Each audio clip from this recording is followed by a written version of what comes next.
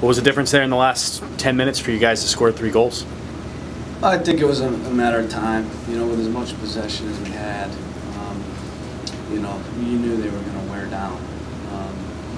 You know, I thought Larry coming into the game obviously gave us a little bit of an extra push as well. But you know, end of the game they have to push, so they're not as balanced defensively, and it gives us a little bit more time and space to operate. So that was probably a part of it as well. Beyond the 3 points that are really needed at this point in the season, what does a win like this, running away, do for this team's confidence? Well, I think it's big. You know, I mean, the last 9 games have been tough. You know, we've dealt with a lot. We have a ton of guys out with injuries. We still have guys out. You know, obviously in this game we had some guys out with injuries, and you know, and obviously guys on international duty. So, you know, what I said to the guys is, in a lot of ways, you know, it's probably a good thing, because if we would have had a ton of success in the last 9 games, I'd be worried about complacency at this point. So, you know, we're being humbled a little bit. We've had to fight through some things. It's built our character. It's increased our depth, and I think it's made us hungrier for this final push. You know, we're in the last quarter of the season. You know, actually in the last quarter now with 7 games left, and you know, we're going to keep being very businesslike and very professional in our approach, and we're going to keep following the process that we followed all season long. We're not going to get ahead of ourselves. We're going to focus on the next game. That's Chivas. We're not worried about the other games. And we're going to go into that game trying to get 3 points like we've done all season long. You guys were really able to keep possession, obviously, all game. What changed from previous times? Well, I think all year we've been a possession team. You know, recently we've not had as much of the ball, but we've still had a lot of the ball. We're still up there, I believe, with the top teams in the league in terms of possession.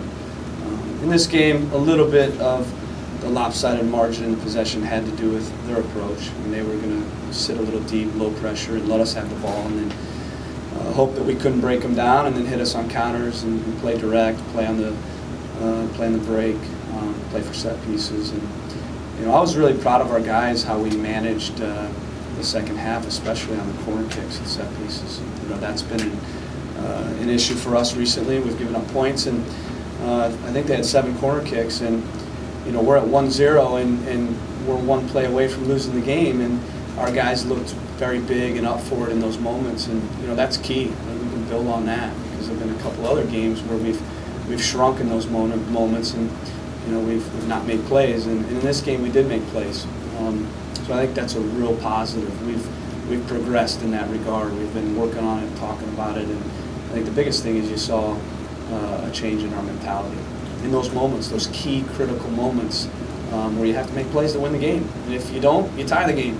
And you know, for us to make those plays when we haven't in the past, I think gives us a lot of confidence moving forward in those moments.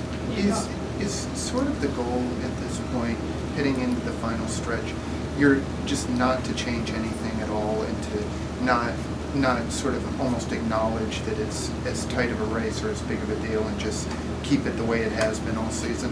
Yeah, I think, you know, we've tried to build a culture here where it's you know, where there's a process. You know, I think winning teams, they follow a process, and you have to understand where you want to go at the end of the road, but you can't lose sight of the short term, and that's the training and the preparation, and then obviously each game, going into each game trying to win. You know, and whether you win, lose, or draw, you got to move on. You know, you got to correct some things and address some things. We'll still look at this game. We'll still try to address some things.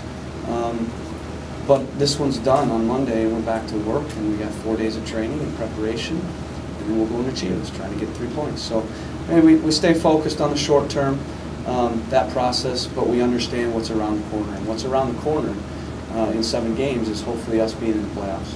And when you look at obviously the goal is to make the playoffs, but in terms of position of playoffs, is that other than getting home field advantage, is that as relevant this year, or is it sort of a situation where the number 4 team or the number 5 team has every bit of as good of a chance against a higher seeded team?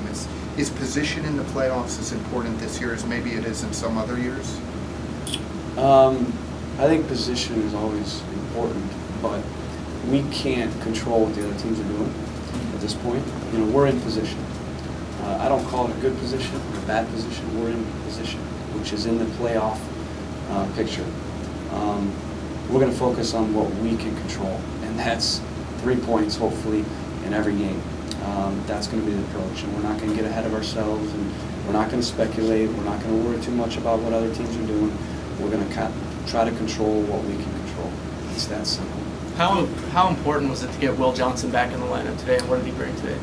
Well, it's huge. You know, a lot of people don't realize that Chara and Will Johnson have not played together since the Philadelphia Union game. I think it's something like 8 games.